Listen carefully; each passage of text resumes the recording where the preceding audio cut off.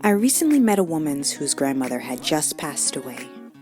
When she went through her grandmother's things, she found piles of clothes with tags still on and boxes of special china and silverware that had never been used. On average, I wake up at 6:30 a.m. every day, unless it's a 4:30 a.m. day, but I can explain that in another video. My husband has usually fallen asleep on the couch because he's a night owl creative, and I tend to be an early morning creative, using that quiet morning hour or so to prepare for my day. I use this time to specify my to-do list for the day, check my email to see if I have any auditions, and schedule a few social media posts. In the past, I've bogged down my schedule with too many things to get done. I really underestimated how much time it took to do my tasks, and no matter how much I got done, I went to bed feeling defeated if I didn't finish my list. Because most of the things I need to get done require so much time, like editing a video or self-taping an audition. I found it's just better to focus on only one or two things. And the funny thing is, doing less helps me complete more tasks in a week, and I go to bed feeling a lot more accomplished. Of course, I never neglect my bed. It's one of the ordinary things I do that jumpstart my day for success. I have a PDF download on more things like this I'll link down below. Making my bed, cleaning my home, and doing remedial tasks like laundry help me organize my thoughts and help me clear out any anxiety towards my tasks for the day. I also get the added benefit of feeling like an awesome wife and a mother for keeping my house in order. And I know it's old school and I'm super traditional, but those things are still important to me. Besides, coming home to a clean house just feels good.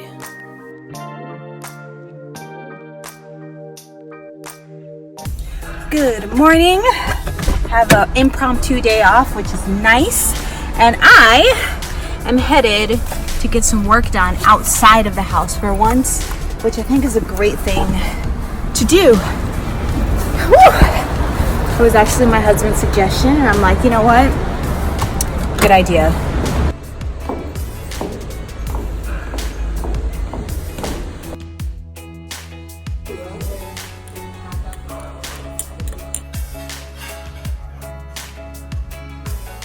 Finally taking a break. I am having some dinner at IHOP because I just needed a break, you know, and I was like, I don't want to go home. I just want to enjoy my day out, you know. Sometimes you have to treat yourself, even when you're alone. Back home. And though I didn't get a chance to show you what I was working on, it was nice to get out of the house and have some undistracted time to work. And the best part is, I get to come home to a quiet, clean home.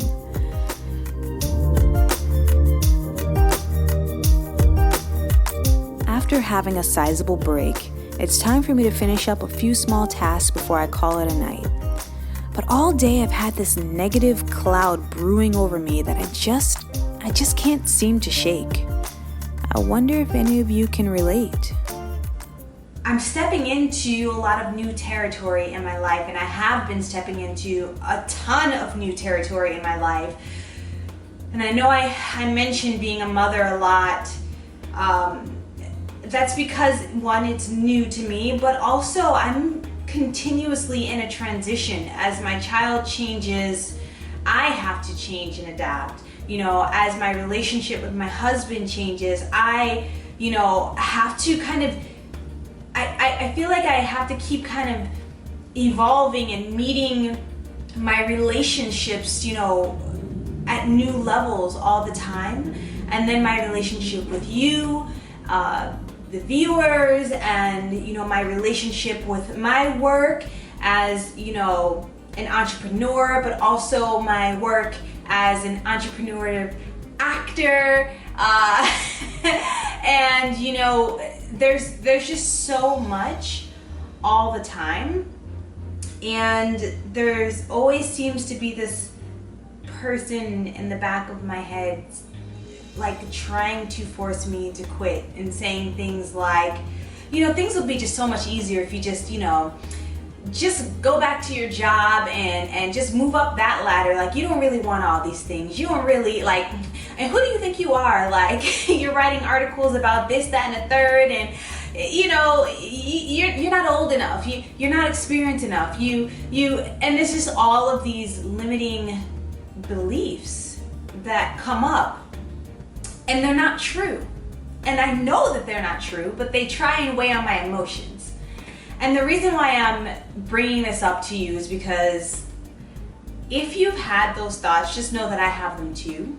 And I'm working hard at pushing past them just as much as you probably are. I believe in myself. I believe in my vision.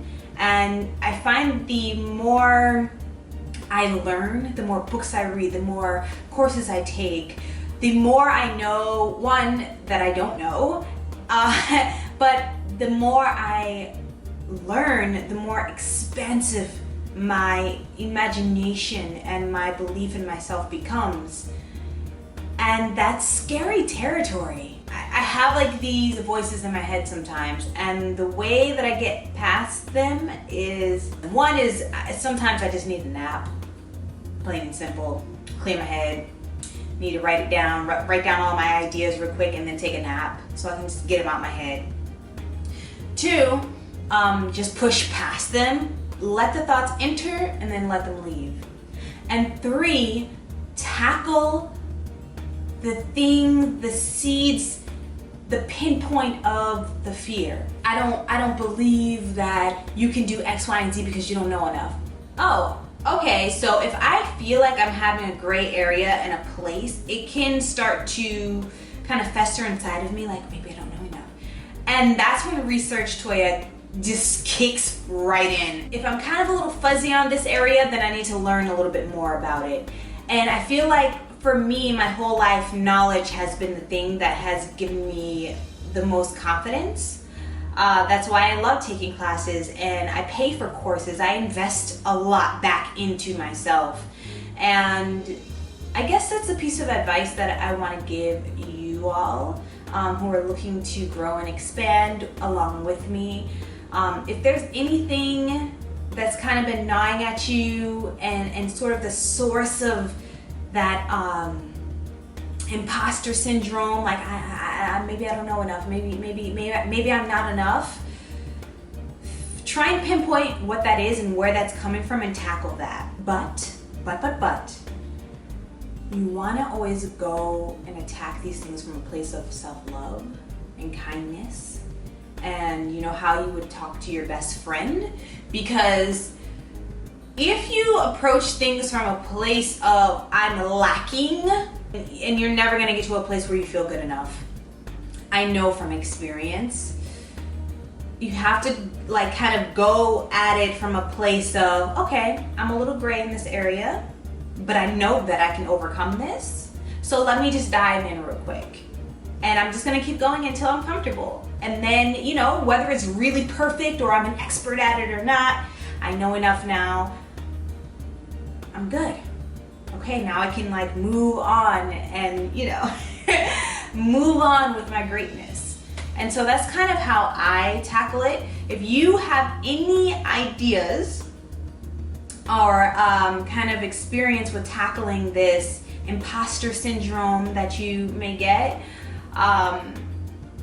please share it down below. Let us know.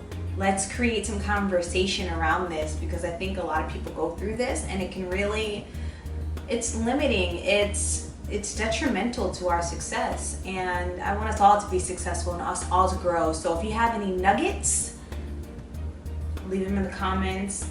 I will be responding, and I want you all to interact with each other. So one, what are your self-limiting beliefs and what did you do? What are the specific things that you did to get over them? Especially the ones that seem really simple. Comment down below if you cracked it, all right? Love you guys. Mwah. I messed up a line. That's not it? You skipped a whole, you merged two whole lines. So happy.